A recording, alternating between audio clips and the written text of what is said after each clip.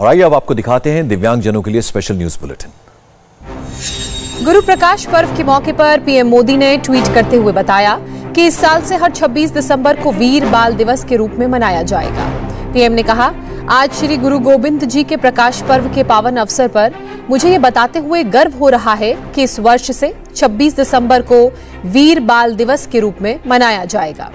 ये साहिबजादों के साहस के लिए एक उपयुक्त श्रद्धांजलि है। गुरु गोविंद सिंह ने हिंदू धर्म की रक्षा के लिए अपनी चारों संतानों को देश पर कुर्बान कर दिया।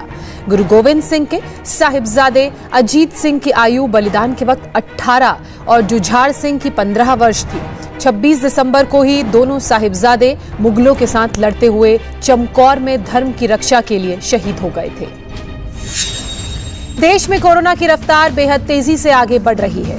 रोजाना केस 1,50,000 को पार कर गए हैं। पिछले 24 घंटे में देश में कोरोना के 1,58,000 से ज्यादा नए केस आए हैं। कल के मुकाबले आज 17,000 से ज्यादा नए मामले मिले हैं। वहीं पिछले 24 घंटे में 325 कोरोना मरीजों की मौत भी हुई है। देश में बढ़ते कोरोना के खतरे के बीच प्रधानमंत्री नरेंद्र मोदी आज देश में कोरोना के हालात पर समीक्षा बैठक करेंगे। शाम 4:30 बजे पीएम मोदी कोरोना के हालात पर एक अहम मीटिंग करेंगे। इस बैठक में कोरोना के नए वेरिएंट ओमिक्रॉन पर चर्चा की जाएगी, जिसकी वजह से माना जा रहा है कि देश में कोरोना के मामले लगातार बढ़ रहे हैं। देश के 5 राज्यों में ही 1 लाख से ज्यादा केस हैं। इन सब में दिल्ली और मुंबई एक बार फिर कोरोना का हॉटस्पॉट बन गया है।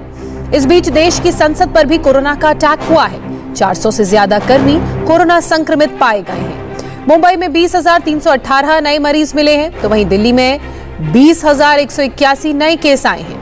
दिल्ली के सीएम अरविंद केजरीवाल ने कहा है कि दिल्ली वालों को कोरोना से घबराने की जरूरत नहीं है। डेली बहुत तेजी से केसेस बढ़ रहे हैं, जो एक चिंता का विषय तो है, लेकिन जैसे मैंने पहले भी बोला था, घबराने की बात नहीं है। जब मैं बोल रहा हूँ घबराने की बात नहीं है, तो मैं सारा डेटा एनालाइज करके बोल रहा हूँ।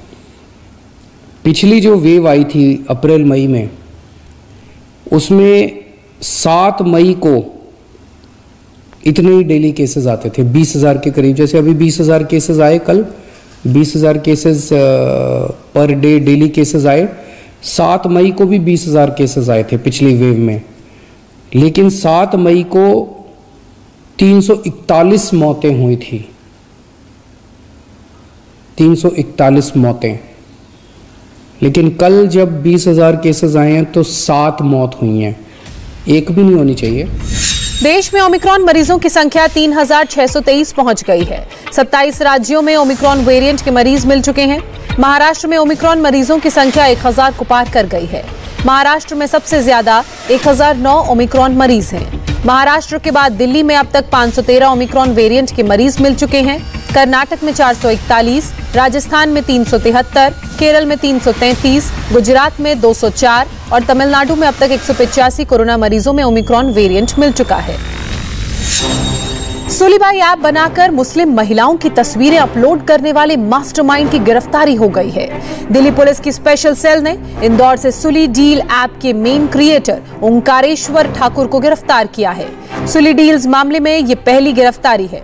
25 साल का ओंकारेश्वर नामी संस्था से BCA का स्टूडेंट रहा है। इस गिरफ्तारी की लीड बुलीबाई वाले मामले में गिरफ्तार नीरज बिश्नोई से पूछताछ के बाद मिली थी। ओंकारेश्वर ठाकुर से पूछताछ में पता चला कि वो ट्विटर पर एक ट्रेंड ग्रुप का सदस्य था और एक धर्म विशेष की महिलाओं को बदनाम करने और ट्रोल करने की मंशा रखता था। इसी के चलते उसने गिटहब पर एक कोड डेवलप किया था और ट्विटर अकाउंट पर ऐप को शेयर किया था। फिलहाल ओंकारेश्वर से पूछताछ जारी है। आपको बता दें कि सुलीबाई ऐप मामले में पहली FIR पिछले साल जुलाई महीने में हुई थी।